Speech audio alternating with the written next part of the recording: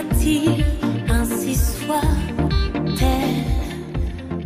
Associations qui sont expertes ou qui ont l'expertise en matière de prévention des risques depuis de longues années, beaucoup plus que moi-même, Christophe Vidal, donc maire de la nuit et président de Toulouse Nocturne, et Monsieur Lévy qui est le vice-président de l'association. Nous avons aussi le premier volet. Le premier volet, c'est la prévention des risques. Nous allons parler alcool, nous allons parler MST, nous allons parler drogue et substances diverses et variées. Nous avons donc différents experts qui vont intervenir sur le sujet. Merci à vous. La nuit n'est pas réservée qu'aux jeunes gens. Les problématiques de nuisances nocturnes n'émanent pas uniquement des étudiants, dans nos 93 000 étudiants. Il y a aussi bon nombre de personnes de mon âge canonique qui parfois parlent très longtemps devant les restaurants et donc sont source de nuisances nocturnes. Analysé, hein, c'est pas en quantité, ça reste 3% effectivement d'usagers. Mais effectivement, on était en 2002 à peu près à 1,6%. Hein, on est à 3%, donc ça a quand même doublé. Mais c'est surtout, ça reste relativement restreint, hein, effectivement, mais c'est surtout la banalisation de cet usage qu'on peut retenir. Et puis dernier point, les nouveaux produits de synthèse. Hein, ce sont des nouvelles molécules qui imitent en fait des effets de substances, d'autres substances comme le cannabis, la cocaïne, d'autres produits.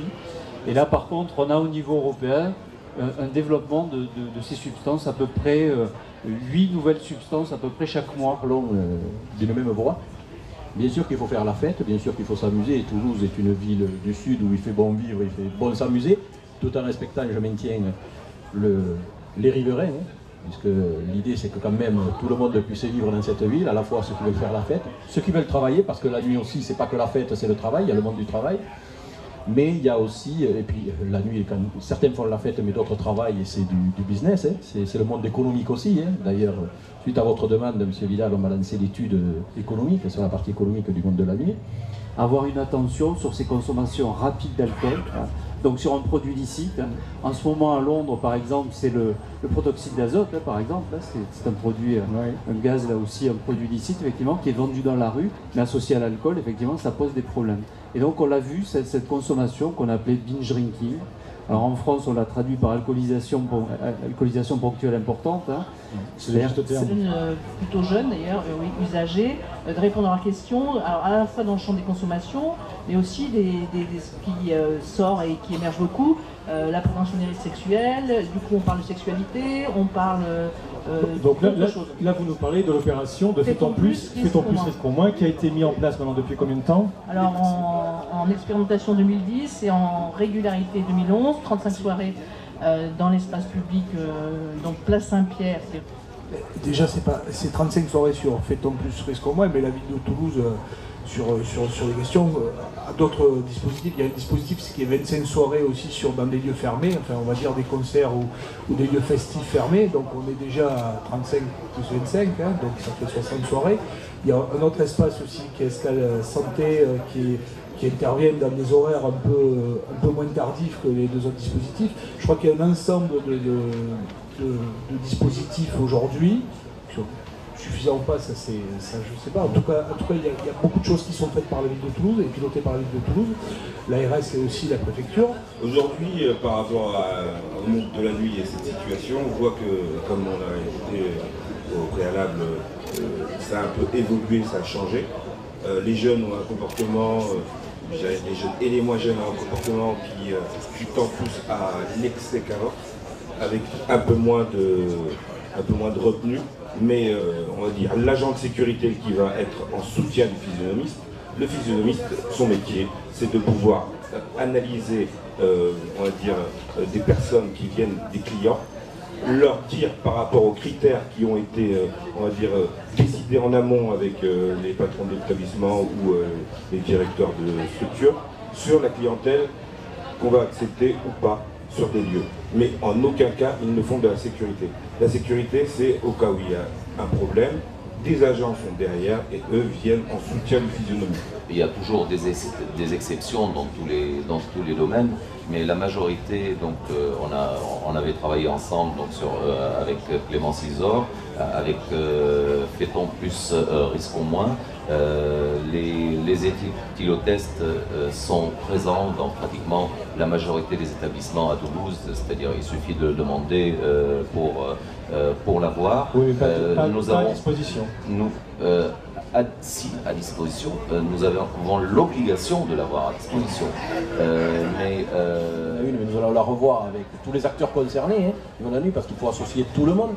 Et cette charte de la nuit, je voudrais faire passer un message, c'est pas simplement pour dire à des exploitants, vous signez la charte, vous êtes couverts de tout. Il y a une réglementation qui existe, c'est pour donner, comme vous l'avez dit, un label de qualité. Alors justement, on parle des établissements de nuit, parlons de nos clients, les jeunes. N'oublions pas qu'à Toulouse, nous avons 93 000 étudiants et on a avec nous Maxime Boyer, qui est conseiller municipal en charge justement des étudiants. Alors Maxime, quelles sont les attentes des jeunes en matière de prévention? Ont-ils des attentes en matière de prévention justement? Il existe une véritable asymétrie d'information, d'une part. Il faut d'une part instaurer un certain dialogue, et ce dialogue il est instauré par deux instances, le conseil de la vie étudiante pour les étudiants. On a pu discuter à travers ce conseil de différentes problématiques, notamment en termes de prévention. C'est assez basique, mais c'est un conseil de la vie étudiante qui permet à tous les jeunes représentés par des associations étudiantes de pouvoir s'exprimer sur leurs besoins, leurs nécessités. Et à la suite de ce conseil de la vie étudiante, par exemple, je prends un exemple, le Noctambus a été une proposition qui a été faite par des jeunes, et c'est ainsi que la ville et TCO s'est engagé dans le développement de ce projet avec le Noctambus. On n'a pas encore parlé de la sécurité routière, et c'est évident. On va en parler, c'est le ça vient tout de suite à l'esprit. Et puis, tout ce que connaît aussi Toulouse la nuit, malheureusement, parfois des bagarres, parfois des agressions, on sait, le préfet le répète à chaque fois, que en fait, tout ce qui se passe la nuit, enfin une bonne partie des agressions nocturnes sont toujours liées à l'alcool, que ce soit du côté de l'agresseur ou du côté de l'agressé, parce qu'il est fragilisé. À l'entrée des stations de métro, puisque c'est le métro qui va être prolongé jusqu'à 3 h du matin, il y a du personnel.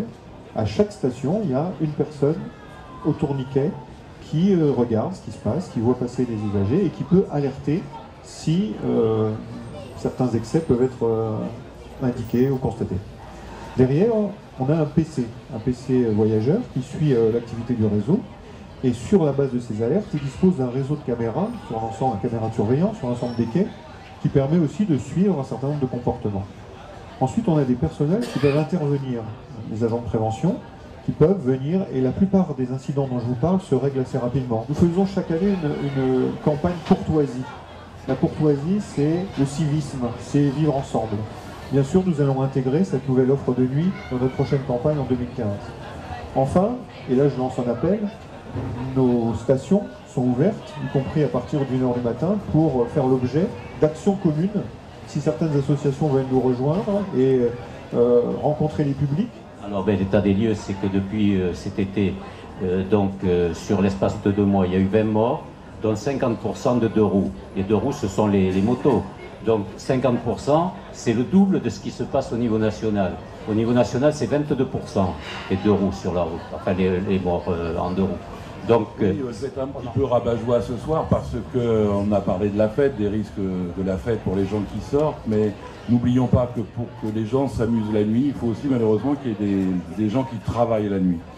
Tu as rappelé les chiffres, on est effectivement à environ 15,2% de travailleurs de nuit qui se répartissent en gros, c'est 22% d'hommes et 9% de femmes. Ce qui est aussi plus important, c'est que dans les 20 dernières années, le nombre de travailleurs de nuit a doublé. Il a doublé pour multiples raisons, parce que les process industriels nécessitent une rentabilité de plus en plus importante, de faire tourner le matériel pour qu'il ne soit pas inutilisé. Et pourtant, on oublie un peu que le travail de nuit est excessivement péjoratif pour la santé. D'ailleurs, je tiens à citer le docteur Marquier, qui vient de sortir une étude très intéressante. Le docteur Marquier est toulousain, il est professeur au CNRS de Toulouse, et qui vient de publier une étude qui n'avait jamais été faite, et qui dit en gros, je vous parlerai après des autres grands risques, que quelqu'un qui travaille pendant 10 ans de nuit perd au niveau cognitif, ça veut dire en un mot, au point de vue de ses performances intellectuelles liées compte tenu de son âge, il perd 6 années et demie. SOS Amitié, ça peut être la personne qui, à un moment donné de la journée, se sent un peu déprimé, même s'il vit au milieu de personnes, s'il est en couple, s'il y a de la famille autour de lui, il peut se sentir seul et avoir besoin de parler. Et par pudeur, il n'ose souvent pas en parler autour de lui et il préfère appeler SOS Amitié. Et dans ce cadre-là, on rentre dans la prévention du suicide parce que justement la solitude peut pousser au suicide et on sait que des études récentes ont montré que le taux de suicide est plus important entre minuit et 4 heures du matin. Entre 2h et 4h du matin, il est de l'ordre de 16%, ce qui est quand même un chiffre très important. Depuis quelques... Moi, je crois qu'on a beaucoup parlé des inconvénients de la nuit.